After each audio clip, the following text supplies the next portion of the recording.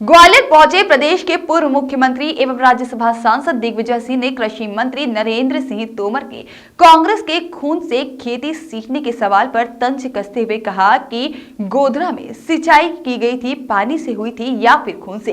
इससे पहले इसका जवाब आना चाहिए। उन्होंने कहा कि भाजपा हमेशा से नफरत और हिंसा की राजनीति करती आ रही है और खून की खेती भाजपा करती है। हम तो शांति प्रिय लोग हैं और सत्य और अहिंसा के रास्ते पर चलते आए हैं।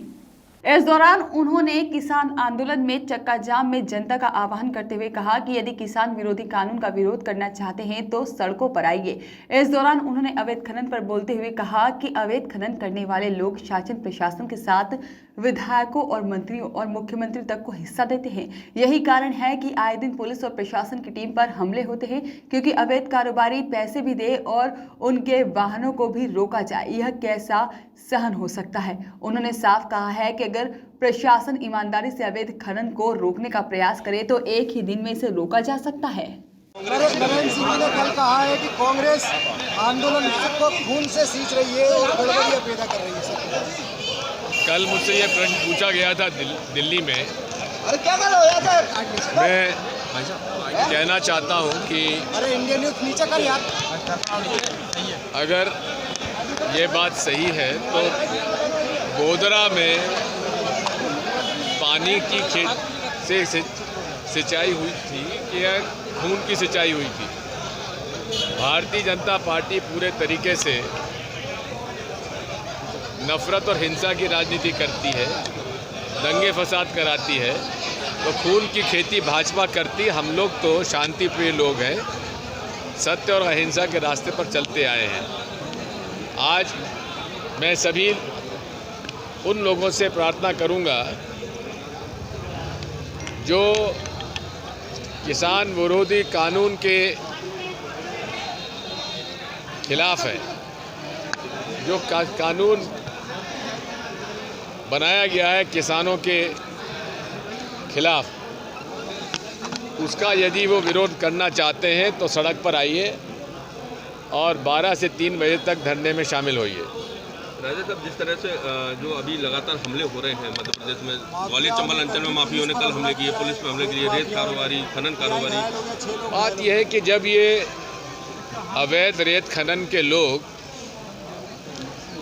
शासन को, प्रशासन को, मंत्रियों को, विधायकों को और मुख्यमंत्री जी को सबको हिस्सा देते हैं, जिसमें अवैध खनन उनका रोजगार है, तो हमले होंगे। और हमले इसलिए होते हैं कि तुमने पैसा भी ले लिया और रोकते भी हो। यदि प्रशासन चाहे तो एक दिन में ये अवैध रेत खनन समाप्त हो सकता है। एक तस्वीर आपकी तस्वीर बड़ी सुहानी दिखाई दी जी, पार्लियामेंट में जो देखने को मिला, बातचीत हुई। क्या लगता है कि सिंधिया जी की घर वापसी हो सकती है आने वाले समय में? उनको बाहर भेजा किसने था?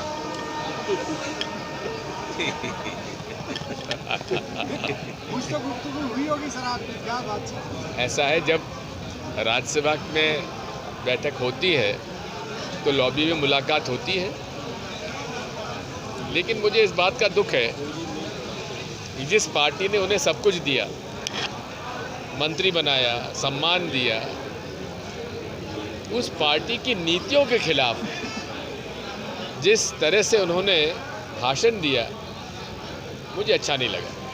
राजा साहब, लोगों को चुन चुन के निशाना बनाया जा रहा है एंटी माफिया अभियान के तहत, कांग्रेस के कार्यकर्ताओं को जो उनके साथ नहीं गए उनको, तो ये कहाँ की राजनीति है?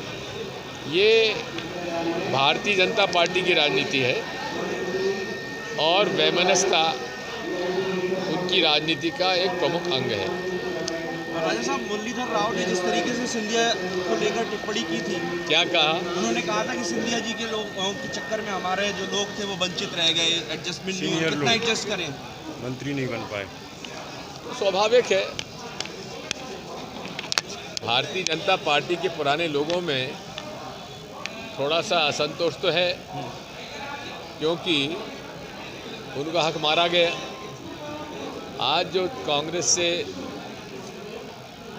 गद्दारी करके भाजपा में गए, वो मंत्री बने हुए हैं, और जो भाजपा के समर्पित कार्यकर्ता थे, सीनियर पॉलिटिकल लीडर्स थे,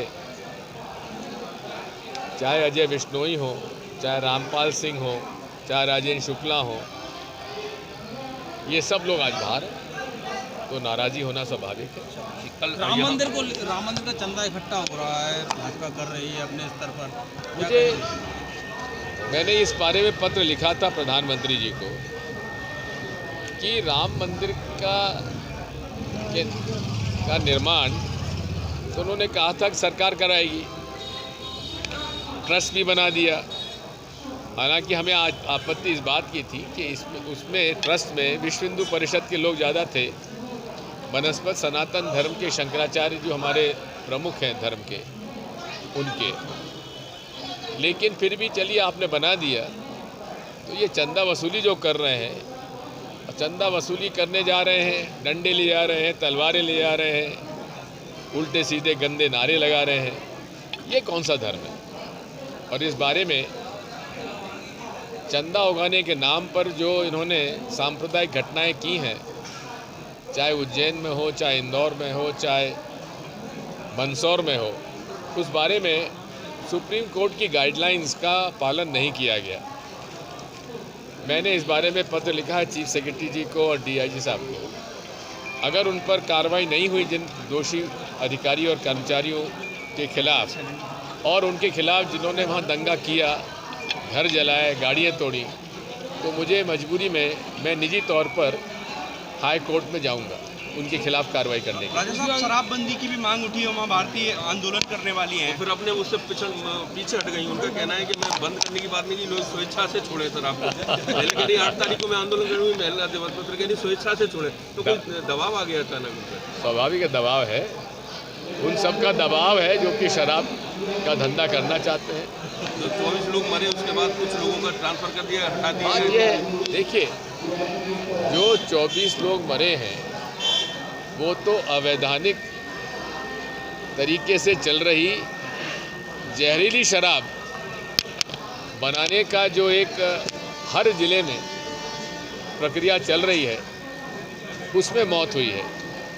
कोई जो सरकारी डिस्टिलरी से शराब बनी उससे मौत नहीं हुई है। और कई ऐसे ज़िले हैं, मैं जानता हूँ, लगभग 50 लाख से 1 करोड़ रुपए अधिकारी कर्मचारियों में ये अवैध शराब बनाने वाले जो हैं बांटते हैं। ये सब उसी के अंदर हुआ है।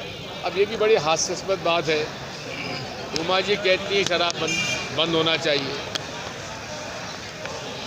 मुख्यमंत्री जी कहते हैं कि नई दुकानें नहीं खोलेंगे, और नरोत्तम मिश्रा जी कहते हैं हम और शराब की दुकानें खोलेंगे।